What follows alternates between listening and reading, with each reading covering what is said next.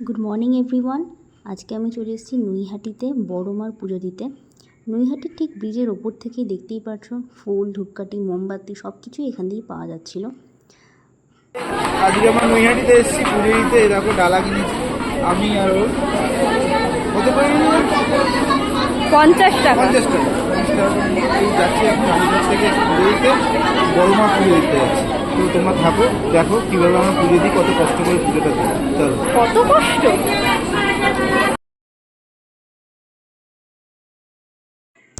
ডালা কেনার পর আমরা ওইখান থেকে নেমে 1 নম্বর প্ল্যাটফর্মের দিকে যাচ্ছিলাম। জাস্ট ওখানে গিয়ে আমরা একটা রিক্সা নিলাম।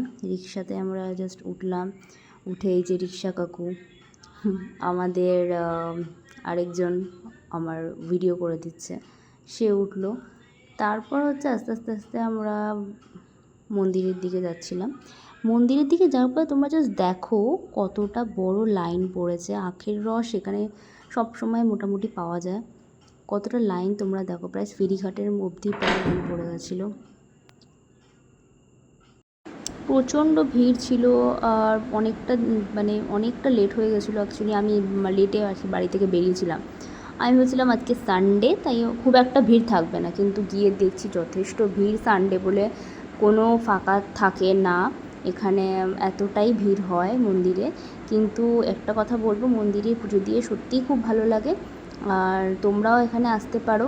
জানি তোমরা এখানে সবসময় আসো বা সবাই জানে বড় মার ব্যাপারে। নৈহাটিতে প্রায় তোমরা পুজো দাও, তোমাদের এক্সপিরিয়েন্সটা তোমরা প্লিজ শেয়ার করো। আর এখানে একটা দোকানে জাস্ট আমি এখানে বসেছিলাম, আর সুস্মিত গেছিলো হচ্ছে মিষ্টি কিনতে। এখানে দেখতেই পারছো আমরা যখন মন্দিরের ভেতরে যখন গেছিলাম কত লোক। আগের মতো আর নেই, এটা নতুন করার পর একটু চেঞ্জ হয়ে গেছে। দড়ি দিয়ে সবাইকে ঢোকাচ্ছিলো আর কি, দড়ি ফেলছিল। এই যে অ্যাট লাস্ট আমরা মায়ের দর্শন পেলাম, খুবই সুন্দর লাগছিল। পুজো দেওয়ার পর আমি এখানে জাস্ট 2টো কচুরি খেয়েছিলাম। কচুরিগুলো খুব গরম ছিল, আর আমার মাথায় তো অলরেডি ওরা তিলক কেটেই দিয়েছিল, সেটা জাস্ট ছিল আমার কাছে। বাট এত গরম ছিল কি বলবো, আর আমার প্রচণ্ড খিদে পেয়ে গেছিলো। তাই এই যে এই দোকানটার কচুরি সত্যিই খুব ভালো, তাই আমি খেয়েছিলাম এখান থেকে, খুব ভালো লেগেছিলো।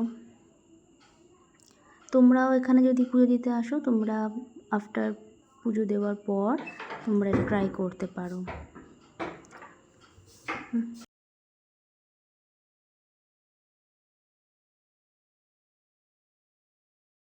সত্যি কথা বলতে পুজো দিয়ে খুবই ভালো লেগেছে, খুবই ভালো লেগেছে।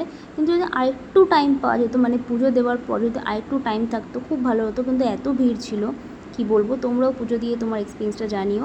চ্যানেলটা সাবস্ক্রাইব করতে প্লিজ ভুলো।